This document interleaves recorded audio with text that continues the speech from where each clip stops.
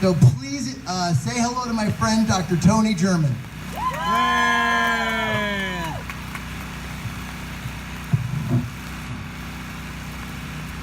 Good morning, everybody. Wow, what a beautiful day and some beautiful people out here. You guys are really braving it. Well, my name is Tony Germann, and I'm a local rural family doctor. But more importantly, I'm a father, I'm a taxpayer, I'm a son, and I'm a husband. It's a true delight to join you in this fight for Medicare for All. This is a tremendous sight to look out upon this crowd and to see this energy. We need this now more than ever. We have come further in this fight than I believe most single-payer advocates have ever dreamed. We have presidential candidates adopting Medicare for All and running on the premise that we can and should do better for our community. Why are they doing that? Because there is a movement demanding better health for our families in this nation. Health reform is a constant for good reason. Personal health affects everyone. Health provides equity. Good health allows for opportunity. It affords our citizens the ability to work, learn, and grow. The absence of health prohibits us as a society. Workers are more productive with access to health care, and our children flourish in the classroom when we eliminate the hindrances of illness. So what is single payer? Rather simple. It's universal, comprehensive, provides security, and it affords freedom of choice for any doctor or hospital. We're here today for no small task. We see change is necessary in our nation. We are faltering. And understandably, we are searching for improved outcomes. We look to other nations and question, why can't we have what they have? Why does a woman who enters a hospital in America to deliver her baby have 5 times the risk of dying compared to entering a hospital in the UK, Germany, or Canada? Research is clear. We see an alarmingly lower life expectancy in this country when compared to our fellow developed nations. We should have more pride in America and demand better for our parents, partners, and children. Is Medicare for All a pipe dream? I don't believe so. Other developed nations don't believe so. We can and will eventually do this.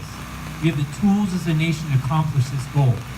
People are catching on in this country that this is feasible, it's practical, and quite simply, it's the right thing to do. We just need to continue to lead our legislators to make the right decision. We need to do this not only because it is a just thing to do, but also because we are getting ripped off. We pay for all this health care, so why don't we get the outcomes we deserve? We spend $3.5 trillion on health care. Per person in this country, we spend twice as much as Canada, UK, Germany, Italy, and the list goes on. I would prefer to see some of that money go to other necessary portions of our budget, such as education. We should use those dollars more efficiently and help pay for college rather than put those dollars down the drain. We are wasting money. As a taxpayer, I want more from our dollars. I want my wife and kids to have the health seen in other nations. I want security. If someone loses their job, they should still have access to health. I want a seamless and universal healthcare system. I want a system that prioritizes health over profits. I want a system that doesn't put shareholders' benefits over medical science and justice.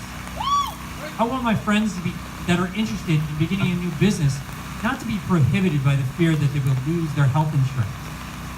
The truth of the matter is when it comes to insurance is that people want to purchase it. They want to be responsible citizens. The fact is they can't afford it in this country. This piecemeal healthcare system has made attempts to allow people to get healthcare, but we've seen the erosion of employer-based health insurance and the continued escalation of costs. In 2017, Kaiser Family Foundation, a well-recognized health policy institute, found that 45% of uninsured adults said they remained uninsured because the cost of coverage was far too high for them to afford it. 75% of the uninsured have one working family member, and above that, 11% are at least working a part-time job. The majority of people are doing what they can to put meals on the table for their family, and we have priced them out of healthcare. So how do we do better? We need Medicare for all. Yeah. Working as a Rory family practitioner at Oregon, I see the challenges my patients face with insurance every day. I see the difficulties presented to uninsured and even those with insurance. Private insurance is structured to make money. This comes at the expense of affordability. Many of my patients have co-pays and deductibles that prohibit them from purchasing their meds, and they delay the care they need. 1 in 4 adults in this country reports they can't afford their medications. That's some emphasis right there. Yeah. My asthma patients limit their use of necessary inhalers to control their symptoms and suffer unneeded hospitalizations. My patients with heart disease go without their blood pressure meds and suffer preventable heart attacks. My diabetes patients stretch out their insulin as the cost has risen over 300% in the last 10 years, even though it was invented almost 100 years ago. This just isn't right when it is the result of the insurance companies making revenue on the backs of patients. We can do better. So what do we want? Medicare for all. What do we want?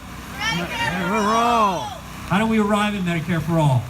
We find success in you, youth in this crowd, and the people in this crowd. I want everybody to find that passion and that drive you brought here today to stand out here in the rain. Find that story of your family member, your friend, or your own personal complications with this broken healthcare system. Use that as the fire that will lead you to action. Use the tools you learned that we discussed today and put them in motion. Vote, make calls, register for Healthcare for All, Oregon, and most importantly, learn about the facts of this healthcare system. Political battles are slow and arduous. They do not happen overnight. I encourage all of you to stay committed to this fight.